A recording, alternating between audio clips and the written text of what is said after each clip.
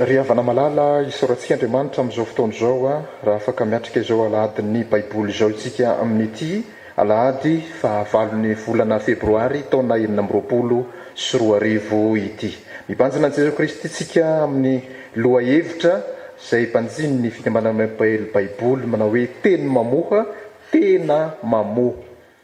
Iombona ao anatin'izao fanompoam-pivavahana izao tsika ry havana ka aoka samy hanomana ny fomam-panahintsika isika hiatrika an'Andriamanitra.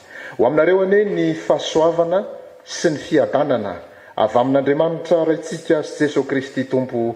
Amen. Andeha iombona ary tsika ry havana hidera sy saotra ary hanome voninahitra an'Andriamanitra ka ny salamo faha 130 andininy faha 5 ka hatramin'ny faha 120 araka ny dika teny ombona ny eto Madagasikara no hiarantsika mamaky eo am-pitsanganana.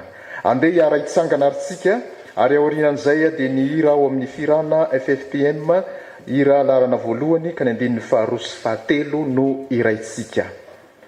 Andeha ary ombona amin'ny mpanao salamo tsika ry havana hiderany tompo amin'ny anaran'i Jesosy manao hoe: izao kosa mitoky aminao tompo ka hoy aho hoe Andriamanitra ianao, eo ambany fiainao ny androm-piainako ka ahafaho amin'ny fahavalo sy ny mpanezika aho.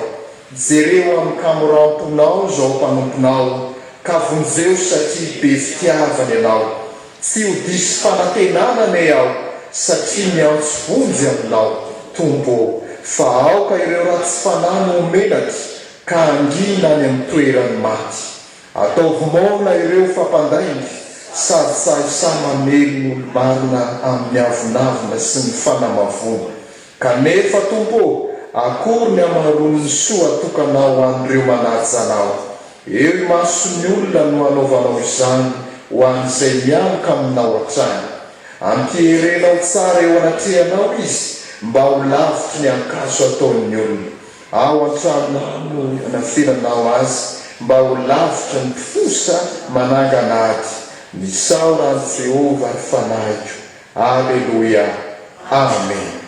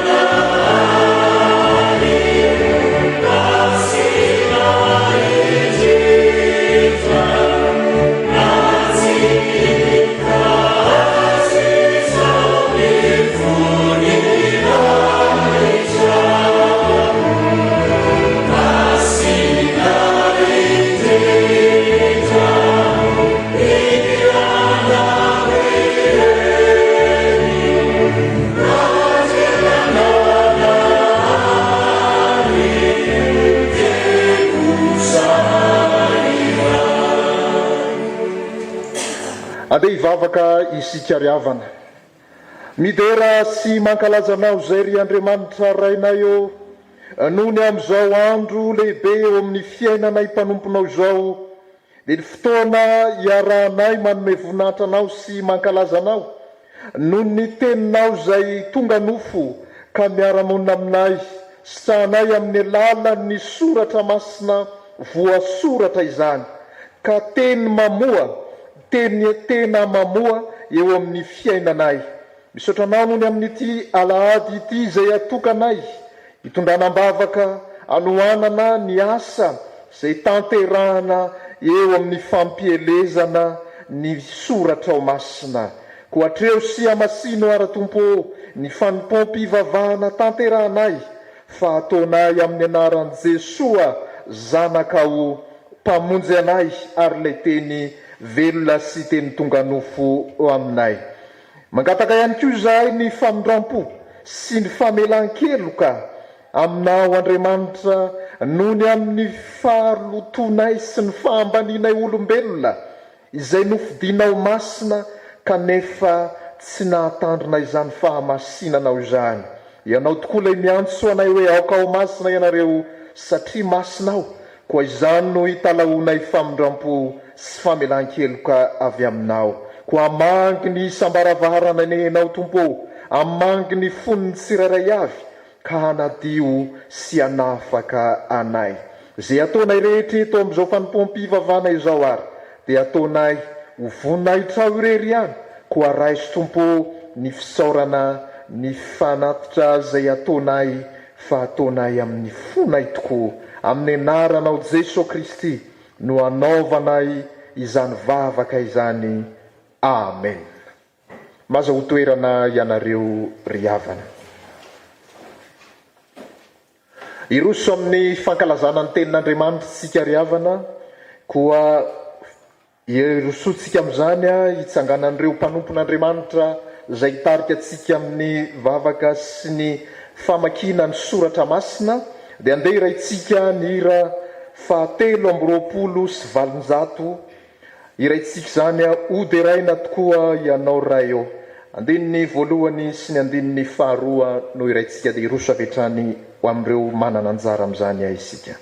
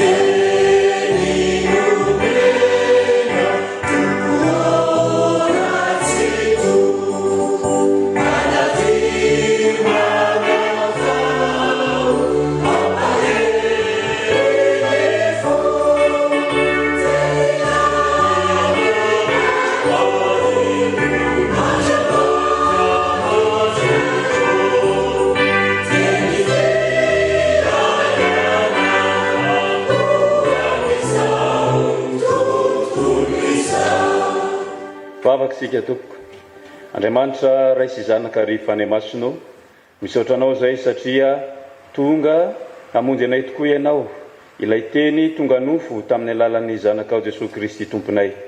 Misaotra satria mbola afaka mandray izany zay, afaka mandray izany azonay mamoa araka ny teninao masina. Ho fahavelomanao anay ary ho fahazavana amin'izao tontolo zao koa ny fanambarana izany.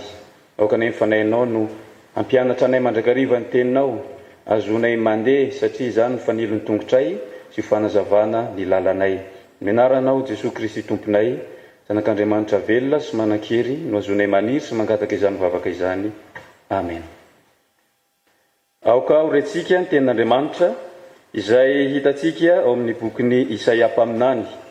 Isaia toko faha-90, Isaia toko faha-90 dia ny andininy voalohany hatramin'ny andininy fahatelo. Isaia toko faha-90 ny andininy voalohany hatramin'ny andininy fahatelo, ovakitsika araka ny Baiboly dika teny iombonana eto Madagasikara. Ovakitsika izany teny zany amin'ny anaran'i Jesosy tompontsika. Mitsangana ry Jerosalemo, mamirapirata satria tonga ny famirapirata anao. Ny voninahitry ny tompo no manazava anao, toy ny masoandro miposaka. Ny espito manarina an-tany ary ny alina mandrakitra ireo firenena. Fa ianao kosa no ampiasan'ny fahazavan'ny tompo sady iseho ny voninahiny. Ireo firenena hanatona ny fahazavanao ary ny mpanjaka ho voasariky ny famirapiratana izay vao miposaka eo aminao.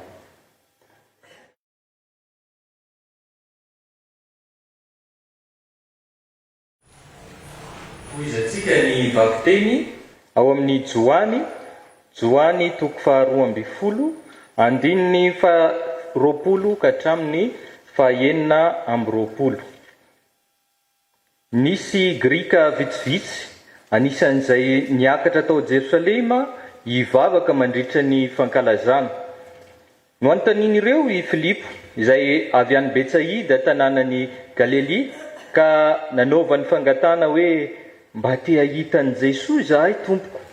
Dia lasa i Filipo nilaza tamin'ny Andre, ary i Andre sy Filipo no lasa nilaza tamin'i Jesosy.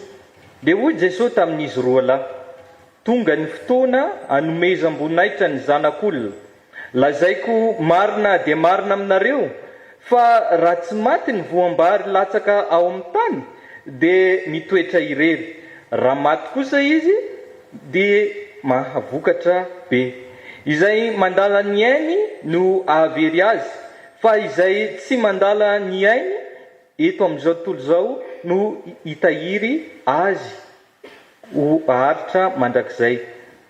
Raha misy olona manompo ahy dia aoka izy anaraka ahy, ary izay hitoerako dia eoko no hitoeran'ny mpanompo. Raha misy olona mpanompo ahy dia omeny raiko voninahitra izy.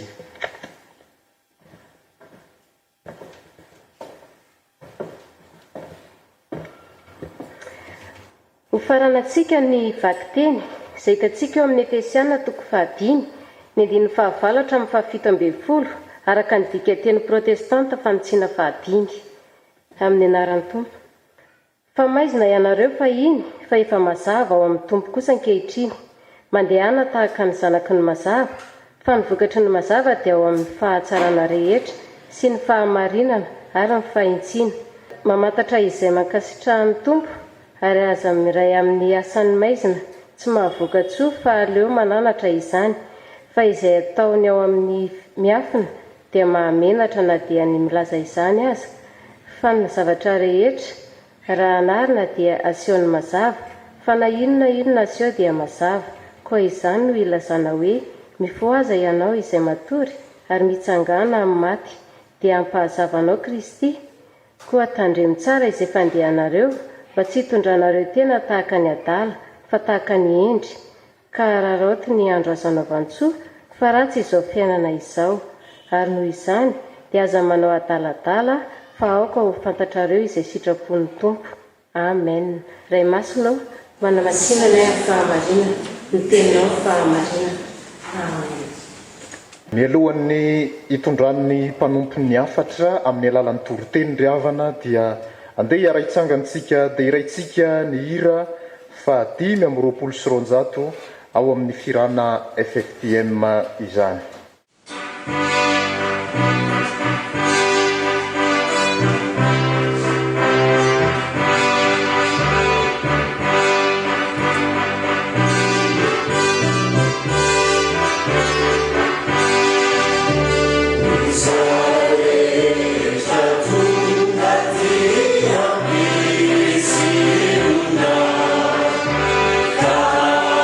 Samia,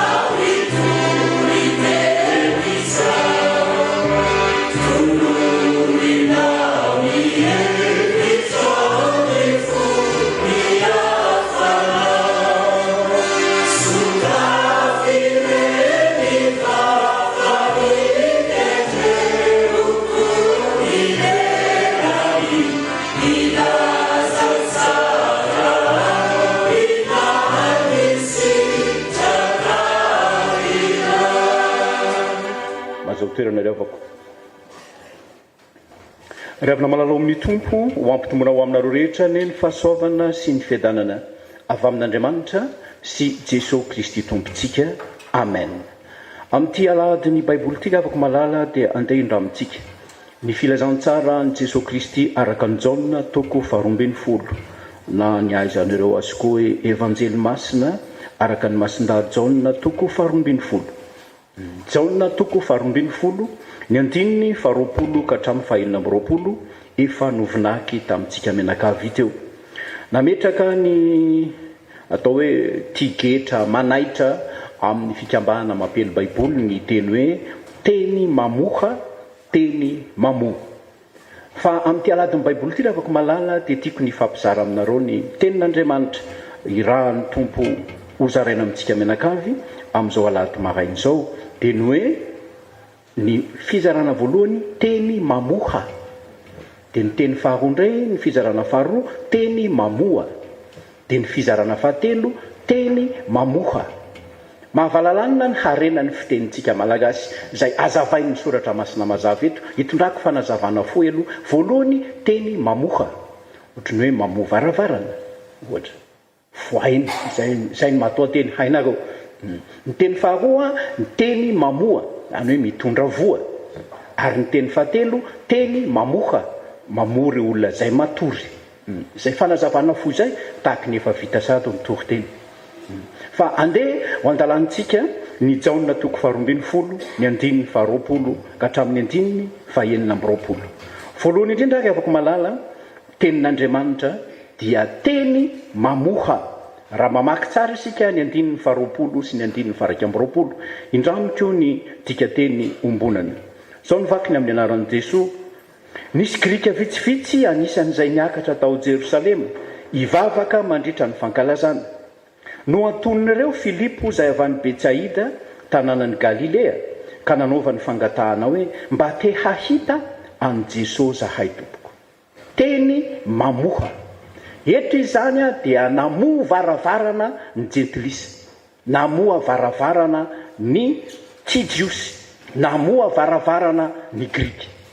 Reo jentilisa, reo Grika, reo hafa firenen'ireo tsy jiosy kanefa tonga tamin'ny fetim-pivavahana izay nahatongavan'i Jesosy. Inona ny antony?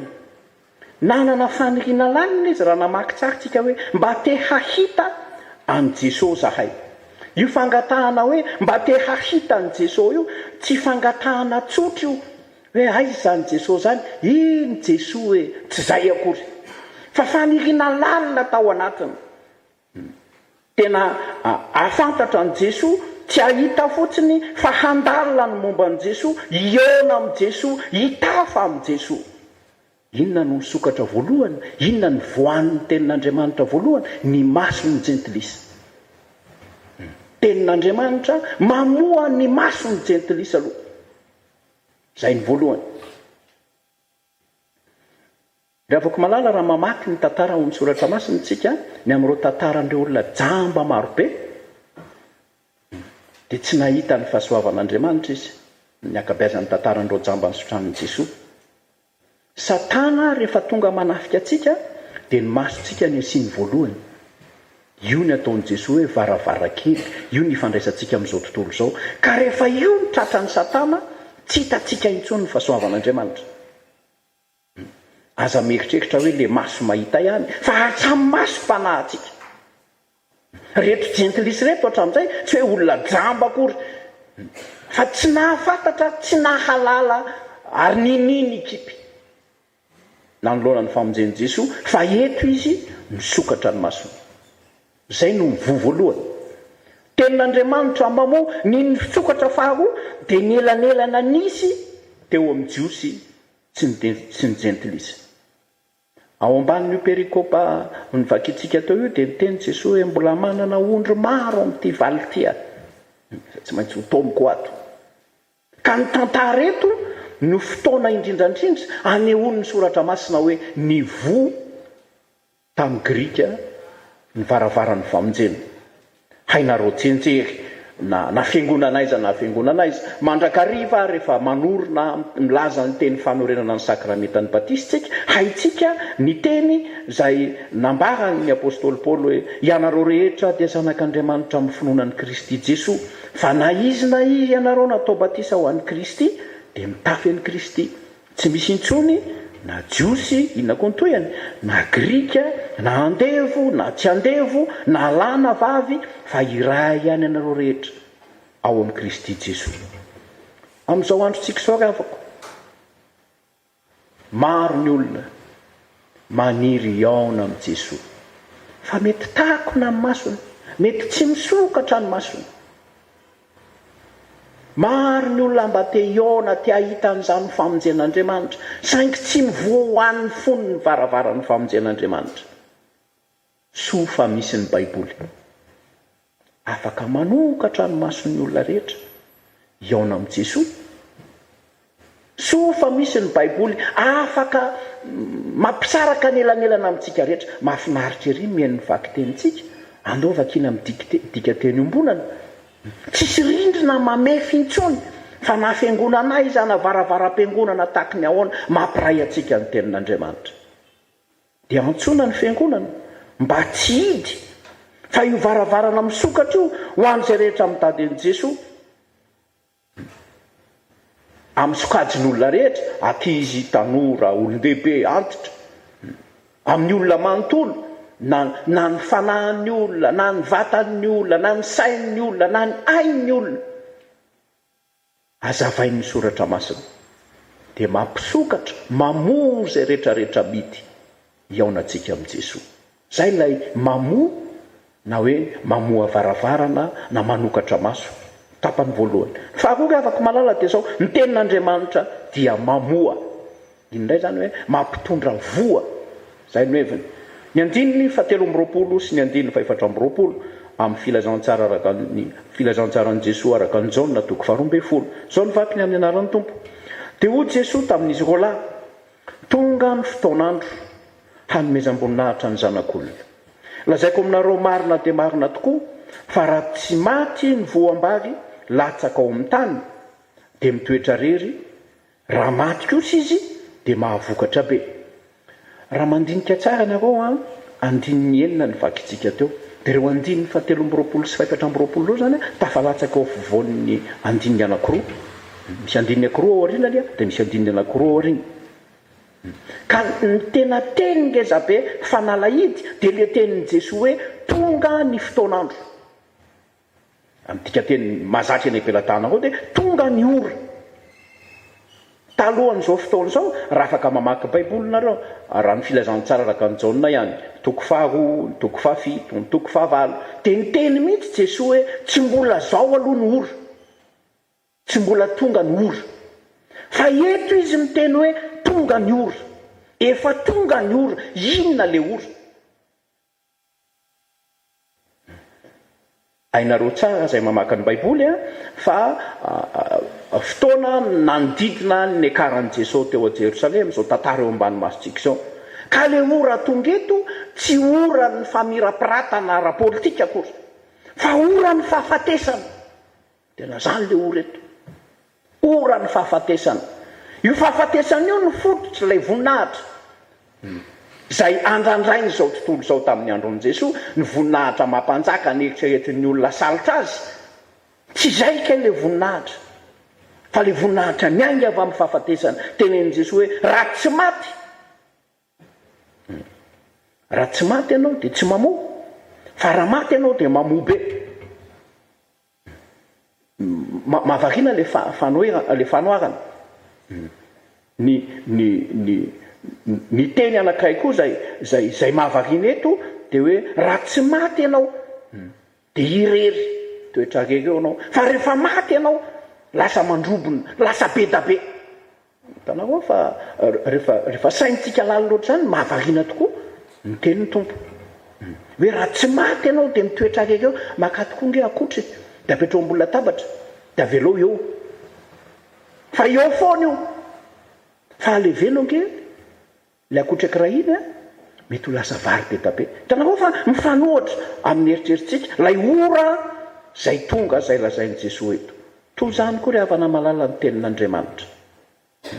Tahaka zany koa ny tenin'Andriamanitra. Tahaka zany koa ny azo fijaliana. Mavahiny zany. Ny tenin'Andriamanitra mety voa kely zay nafafinao, mety tsy toy inona akory. Fa tsy tahaka hatrao ny firoborobony sy ny fitombony. Tsy tahaka hatrao. Ahoana moa ny eritreretantsika hoe manjary misy fiangonana maro aoka sao saika isambohatra isa-tanàna. Nefa mety niainga tamina ravi-taratasy kely ankiray. Mahita tara kely maro momba an'izany ianareo. Ka ny fahafatesan'i Jesosy amin'ilay ora tonga tsy faharesena akory, fa loharano ny fiainana ho antsika, zay le hoe mamoa. Ary rehefa latsaka ao anatin'ny fo dia maniry mitondra vo zay hita ny olona rehetra. Ny tantsara rehefa mamafy everiko fa na tsy tatsahazy fa mba matsiaro nareo any ambanivohitra any dia mahita tsara mihitsy fa manjavona tsy hita lasa any anaty tany any le vo zay vao mamoaka ny tao sy ny vokatra. Ohatr'izany koa ny fiainantsika. Rehefa manaiky maty ao amin'ny tenantsika sika havana malala fa tsy mirimbelona amin'ny avonavona dia mitondra vokatra, mitondra fiainana, ary tsy fiainana ho antsika ihany fa fiainana ifampizarantsika amin'ny manodidina antsika azy. Araka ny tenin' Jesosy hoe zaho avy mba hanana ny fiainana dia fiainana be da be. Hoe amatsinareo hoe tsy ny vo ihany fa tsy ny tenandreo ny azo fijaliana. Zay nitondrany Jesosy ny fahotantsika, iny koa dia nitsatoka teo. Aza tonoana zany fa tsy nijanona teo Jesosy fa niditra tany am-pasana izy, noreseny ny fasana hananantsika fiainana, nitondra vo be da be. Inona ny olanao mihoatra amin'ny fasana? Tatarao ny olanao rehetra fa nefa rany dia aiza? Any am-pasana. Naona ianao dia maninona raha naona? Marary dia maninona raha marary? Maty. Mangatsika ianao dia maninona raha mangatsika? Sao dia marary eo dia maninona? Maty. Ny olana rehetra rehefa ko malala maty fasana nefa rany. Dia ozy Jesosy hoe alao fa reseko ny fasana. Dia azavariana mamaha olana. Fa akafafizin'ny fiainana zay vono fokary ny tenin'Andriamanitra, firy ny tenin'Andriamanitra latsaka any am-pontsika, namoa mitondra fiainana ho anao, ho an'ny mpiarabelona. Zay le mamoa faharoa, mamoa mitondra vokatra. Farangiavako malala, ny tenin'Andriamanitra dia mamoha. Etonay zany dia hoe manaitra ireo zay matory, mamoa ireo zay rendremana. Hoy ny 5:20 sy ny 4:20 araka ny evanjely masina araka ny Johany 2:12, zay mandala ny ainy ny mahavery azy, ary zay tsy mandala ny ainy eto amin'izao tontolo izao ny hitahiry azy ho aina maharitra mandrakizay. Raha misy olona manompo ahy dia aoka izy hanaraka, ary zay toerako dia ao koa ny toeran'ny mpanompoko. Raha misy olona manompo ahy dia omeny raiko voninahitra izy. Antso mazava no ataon'i Jesosy eto. Rehefa miteny hoe miantso, manaitra ny dikan'izany. Rehefa miteny hoe miantso, mamoa ny dikan'izany. Antso amin'ny fandavana ny teny. Ny fitiavan-tena dia endriky ny torimasom-pana. Ao ianao rery, tsisy manelingelina, dia reniko ao ianao. Fa rehefa antsoin'i Jesosy hiarina ao anatin'izany fitiavan-tena sy avonavony zany, afaka mandany tena, dia zany ny antsoina hoe olona mifoa. Antso amin'ny fanarahana, amin'ny fanompona, tsy mitoetra irery eo. Fa manahirana koa fa indraindray misy olona mieritreritra hoe ny fo izy fa ny fo izy dia teo dia tsy mihetsika teo. Fa eto misy hetsika mandeha manaraka ny Jesosy, mifandray amin'ilay mamoa manokatra tany ambony ihany tany amin'ny fizarana voalohany, tsy ho teny re fotsiny fa teny manokatra lalana. Misy mivofa ny telo eto zany, maso mivo voalohany, ny sisy tanin'ny jiosy sy ny grika ny faharoa, fa ny mivofa telo eto koa ao anatin'ity famoazana amin'ny torimaso ity dia misy lalana misokatra ray vaovao koa manaraka ny Jesosy hatrany amin'ny fiainana mandrakizay. Zany izy afaka malala, tsy fiainana mora akory ny fanarahan-dian'i Jesosy. kanefa nasarotra azy dia hain'ny olona rehetra atao. Ny lalana mora, ny lalana mora andehanana ho anareo izay mahay mamily fiara dia vetivety dia mampahita tory, fa ny lalana sarotra sy lalana ratsy tsy mampatory. Zany izy amin'ny lalana misokatra sokafan'i Jesosy atsika dia miantso atsika, mamoa atsika Jesosy ifo amin'ny alalan'ny teniny, anome voninahitra azy. Zany ny zavatra mitranga eto. Karaha makamamy amin'ny fiainana ianao amin'izao tontolo izao, tandremindray sason'ny tory, fa eno ny feo an'i Jesosy miantso anao anaraka azy avao areny. Fahafoizan-tena iny vokatra sahady fandray amin'ilay andiny ilay mamory teo aorianandray iny. Ny fahafoizan-tena ny fitiavanao an'Andriamanitra dia mamoa vokatra entinao hatrany amin'ny fiainana mandrakizay ary. Saorantsika Andriamanitra akavako, manana lady amin'ny Baiboly ohatr'izao tsika, ahafahantsika mizara ny amamy tenin'Andriamanitra no angony ny fiteny malagasy tahaka izany. Mamoha, manokatra, misokatra, maso, sistany, lalam-baovao manaraka an'i Jesosy, mamoa, mitondra vo ho hitan'ny olona rehetra endriky ny fahatsarana satria manara-dia an'Andriamanitra tsika. Mamoha tsy matoritory intsony fa miaraka amin'Andriamanitra. Vakio ny soratra masina, vakio ny Baiboly, fa omeny tompo anao zany fiainana izany, anehoanao ny fahatsarana. An'Andriamanitra ny voninahitra. Amen.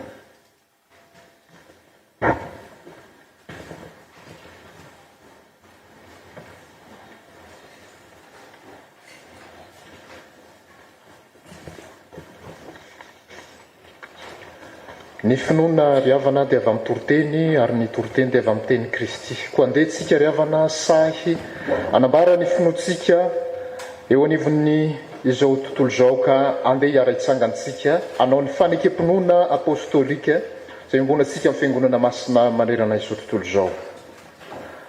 Mino an'Andriamanitra Raitso mpanao lanitra sy ny tany aho, ary mino an' Jesosy Kristy zanan'ilay tokana tompontsika izay nitorotorona tamin'ny fanahy masina, nateraka Maria Virjiny, nijanona nanapaka Pontius Pilato, nombona tamin'ny azo fijaliana, maty ka nalevina, nidina tany amin'ny fiainany tsy hita, nitsangana tamin'ny maty tamin'ny andro fahatelo, niakatra ho any an-danitra, nipetraka eo ankavan'Andriamanitra Raitso, avy any eviny tsara ny velona sy ny maty.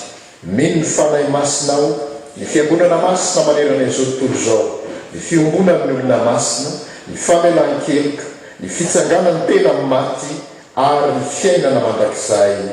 Amen. Mahazo toerana isika riavana. Izao dia tonga amin'ny fotoana izay anambarana ny asan'Andriamanitra, tanterahany fikambanana mampahely Baiboly isika izao, ka anana anjara amin'izany ny mpanompony anambarantsika izany.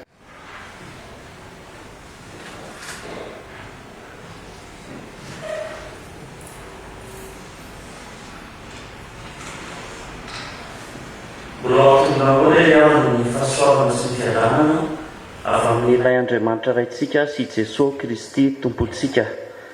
Miarabantsika indray no ity alahadin'ny Baiboly taona 1920 ity, ary misaotra an'Andriamanitra isika no ny ahafahantsika mitondram-bavaka izany andro lehibe izany, sy ahafahantsika manohana ihany koa ny asa eto anivon'ny fikambanana mampiely Baiboly malagasy. Inandray ireo tsara ho fantatra ao anatin'izany taona izany. Andeha hanao jeritodika aloha isika ny taona 524 izay nandalovantsika. Taona nanatanterahana fankalazana manetriketrika ny taona 524 satria nankalazana ny 750 taona ny Baiboly malagasy, ary ihany koa 90 taona ny fikambanana mampiely Baiboly malagasy. Maro ireo hetsika izay nitanterahana tao anatin'izany taona izany, nosokafana tamin'ny alahadin'ny Baiboly izay nitanterahana tao amin'ny ekara faravohitra. Nisy ihany koa ny ivon'ny fankalazana dia ny 20 ny volana Jona no tanterahina teny amin'ny CCI Ivato, nanasainareo vahiny maro manan-kazana teto an-toerana izany na avy any ivelany, ary tao ihany koa ny famaranana ny fankalazana ny 27 ny volana novambra sady fisaorana ihany koa ny tale nasionaly ny fikambanana teo aloha ary nandraisana ny tale nasionaly vaovao. Nanamarika manokana ihany koa ny taona iny ry havana ny nandraisanareo vahiny manakaja avy amin'ny fikambanana mampiely baiboly maneran-tany maherin'ny zato izay fotoana lehibe nahafahana nampafantatra bebe kokoa hatrany ny asa eo anivon'ny fikambanana mampiely baiboly malagasy fa ny firenentsika Madagasikara ihany koa. Fantatritsika koa nefa fa iny taona iny dia nandalo sedra mafy ny fikambanana mampiely baiboly malagasy. Nisy ny vona izay nanjo nandritra ny alan'ny 15 ny volana septambra teo amin'ny Foibe teo Ampasapito ka nadoroana baiboly tsy latsaky ny 704 mitentina any amin'ny 100 tapitrisa ariary any hoany ary fitaovam-piasana maro samihafa na voaroba na may maherin'ny 700 tapitrisa ariary. Vokatra izany vona izany dia voatery nifindra toerana ny birao foibe ny fikambanana mampiely baiboly malagasy ary ankehitriny dia isaorana ny fikambanana mpiara-mamaky ny baiboly malagasy eo Antaninarenina afaka mampiantrano vonjimaika ny fikambanana. Tao ihany koa ny fotoana izay nanokafana tobo-pamatsiana tao Antaninarenina tao aorianan'iny vona iny dia niverina nosokafana indray ny tobo-pamatsiana izay efa nananantsika tao Antaninarenina. Misaotra ny tompo isika fa na dia nandalo izany vona izany ara dia afaka mitraka, afaka nanarina no ny tolo-tanana izay nataontsika tsirairay avy kristianina na teto atoerana na hatrany ivelany ihany koa. Tao ihany koa ny fanohanana ara-bavaka, ny tolo-tanana amin'ny endriny maro samihafa nanehontsika fa iray ihany isika amin'ny hazakazaka amin'ny fampelezana ny soratra masina. Amin'izao fotoana izao dia efa eo andalam-panarenana isika, efa maro ny fitaovana no efa voasolo ary efa afaka mamerina miasa araka ny tokony ho izy ny fikambanana mampiely baiboly malagasy. Raha izay ny taona 524, inona kosa ireo vinanasa ho an'ity taona 2024 ity. Araka nefa nambara ombieny no raisitsika tamin'ny toriteny teo ihany koa dia teny mamoa tena mamoa izany no faneva indray kopakopaka mandritra ity taona 2024 ity. Izany dia moaza n'Andriamanitra antsika amin'ny alalan'ny teniny ary hitondrantsika vokatra ihany koa ho voninahitry ny anarany. Ainga vaovao indray ho an'ny fikambanana mampiely baiboly malagasy ny taona 2024 satria na dia teo aza ny voina dia mitraka isika, manarina isika ary mijoro isika mba hitondra vokatra ho amin'ny fampelezana ny filazantsara. Ao ihany koa ny fitantanana vaovao izay hoentin'ny tale nasionaly vaovao dia izany ihany koa dia manamarika izany ainga vaovao izany hoentina indray amin'ity taona 2024 ity. Ankoatra ny fampelezana ny soratra masina dia maro ihany koa ireo tetikasa izay ho amafisina sy ho ampitomboana ampiroboroboina.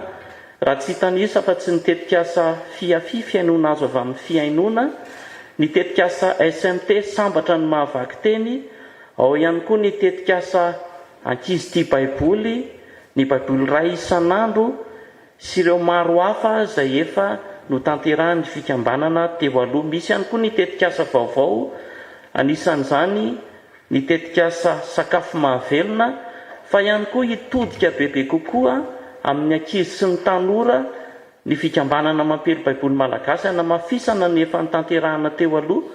Fa araka ny fantatsika dia ny malagasy ny atsasany mahery dia tanora sy ankizy avokoa dia manana anjara toerana lehibe ihany koa izy ireo amin'ny hoavin'ny filazantsara. Amin'ity taona ity ihany koa tsika raha sitrapon'Andriamanitra dia hiroso amin'ny tetikasa fanarenana sy fanorenana ny tranon'ny fikambanana mampiely baiboly malagasy ao Antaninarenina. Isy ihany koa ny fanokafana tobo-pamatsiana vaovao any amin'ny faritra izay mbola tsy misy izany. koa eto am-pamaranana ry havana dia andao hifanometanana, andeha hifanohana, andeha hifampitondram-bavaka, ampiroborobo ny asa fampielezana, ahatratrarantsika ny viana Madagasikara eniky ny fahalalana ny Kristy amin'ny alalan'ny soratra masina. Ho an'Andriamanitra irery ihany ny voninahitra. Amen.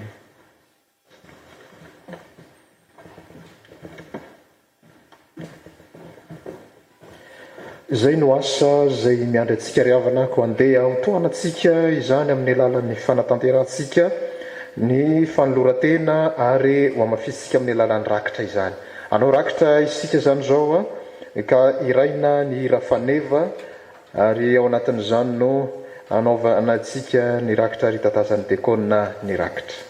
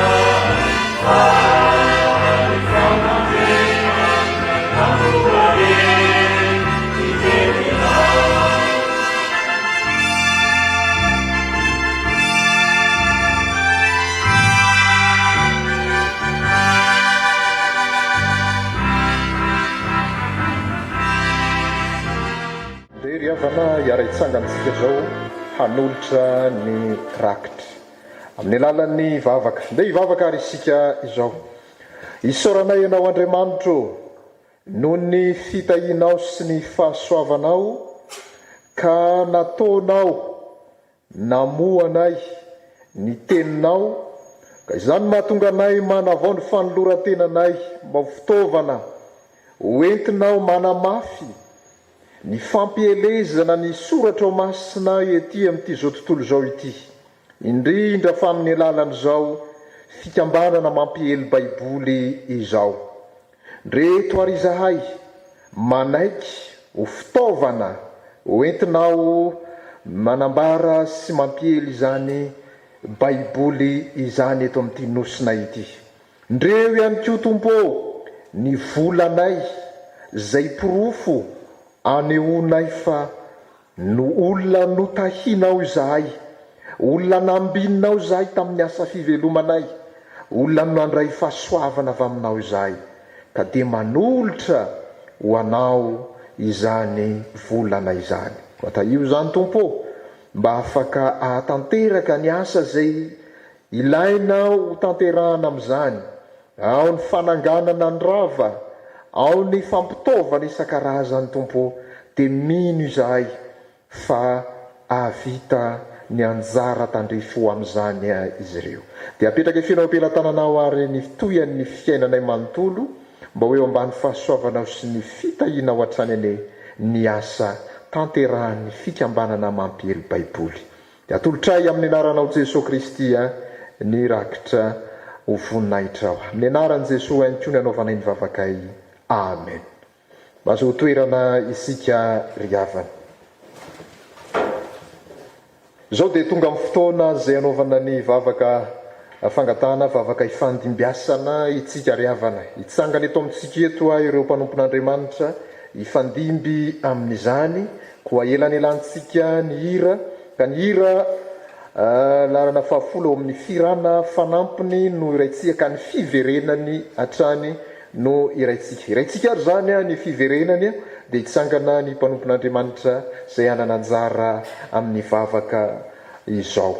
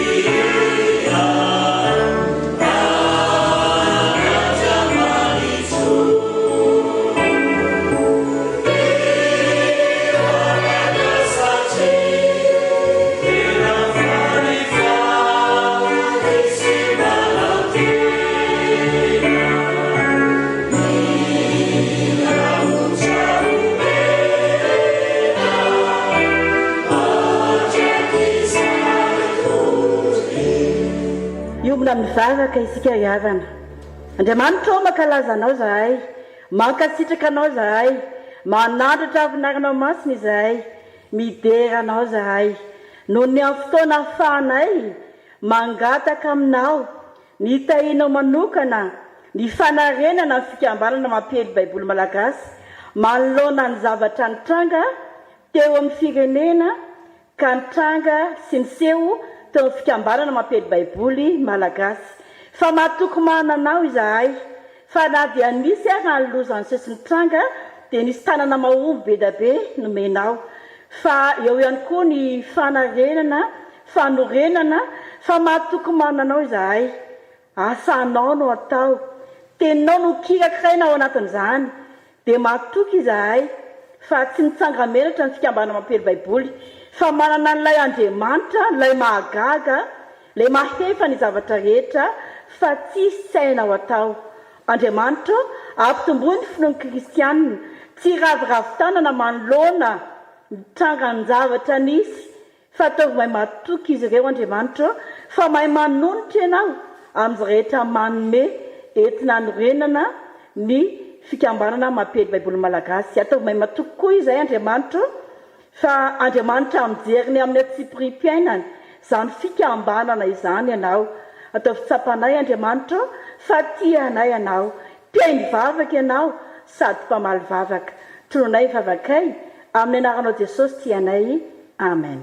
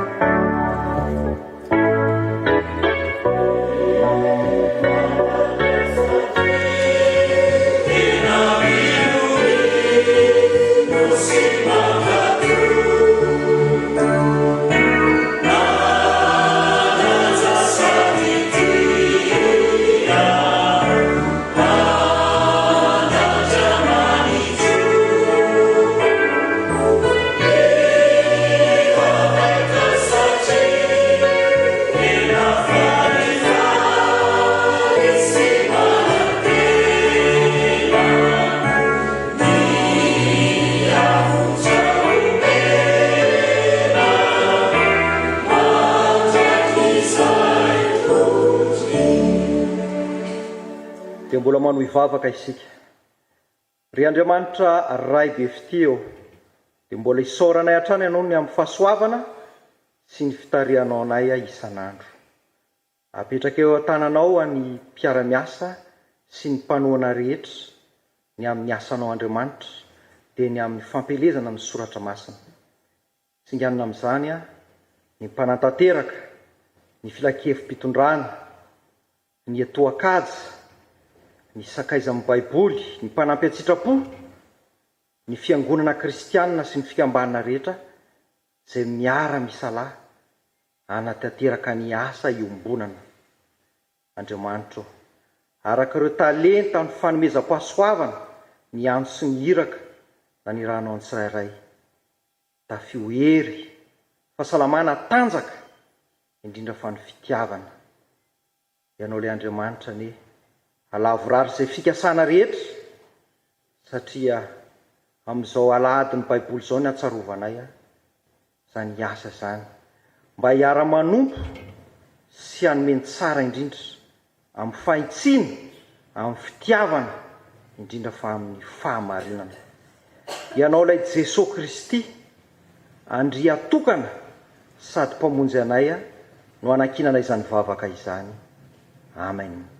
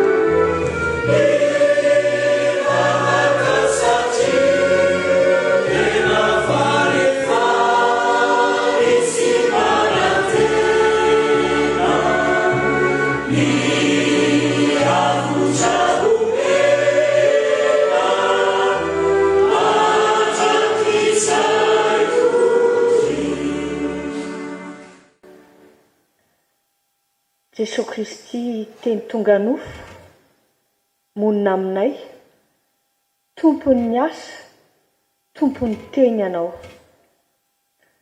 Aminao no ametrahana ny asa rehetra, ny tetikasa rehetra, ka sain'ny fikambanana mampiely baiboly malagasy amin'ity taona 420 ity. Efa noraisinay Tompo ny teny faneva fa mamoa ny teninao, ary tena amoa tokoa ao amin'izay rehetra nofidianao hiasa, dia anao ilay nifidy maniraka ampamoa voatsara, koa ny fandikana ny soratra masina Tompo, ny famokarana soratra masina, ny fampielezana ny soratra masina, ny fampiofanana sy ny fandiniana izay rehetra fampiasana ny soratra masina, dia ho ataonay rehetra nofidianao Andriamanitra ho fanompona anatanterahana ny antsonao fa ho tena iray sy vava iray no entinay mankalaza sy manome voninahitra anao Andriamanitra. Hiara-manompo izahay sy mameno tsara indrindra ny fitiavana sy ny faharesen-dahatra ary ny fahitsiana ho voninahitra ao ilay nifidy anay. Dia hoeniky ny fahalalana ny Kristy tokoa ny Madagasikara-nay. Amin'ny anaranao Jesosy Kristy no anaovanay mivavaka, dia misaotra indrindra. Amen. Thank you.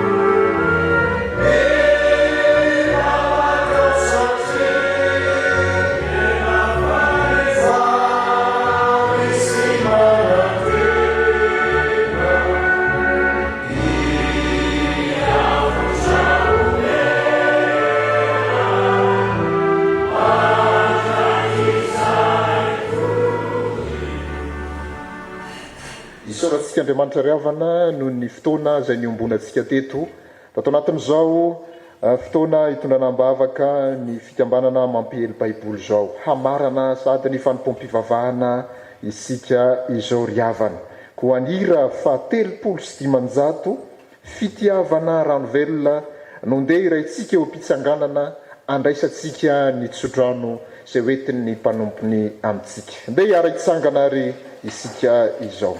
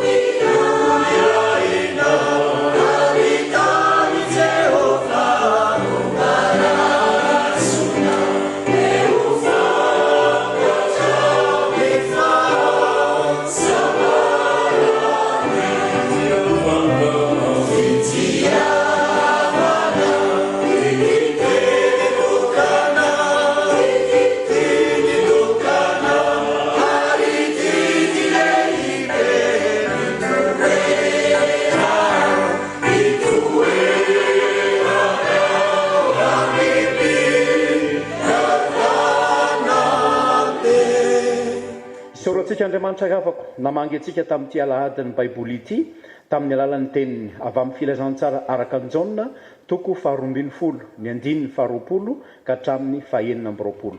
Tenin'Andriamanitra mamoa manokatra ny mason'ireo izay tsy nahalala manokatra ny varavaramben'ny fiombonana. Tenin'Andriamanitra mamoa hitondrantsika voatsara. Tenin'Andriamanitra mamoa manaitra ireo izay mbola reniko ny torimason'ny fahotana fa hanaradian'i Jesosy. Hoainareo nega afaka malala ny manefa izany indrindra tsy andeha irery anareo. Ho tanterahany tompo aminareo zao tsodrano ho tononona amin'ny anaran'i Jesosy Kristy tompo izao. Fa Andriamanitry ny fiadahana sy ny finoana ne ampirahevitra anareo araka ny Kristy Jesosy mba ho saina iray sy vava iray ny raha anareo mankalaza an'Andriamanitra rain'i Jesosy Kristy tompontsika. Mandehana ny fifaliana, mandehana amin'ny faherezan'ny tompontsika. Amen. Mazaho toerana agapako dia isaory Jesosy namangentsika apetrao amin'ny raha teo ny fiainantsika manontolo.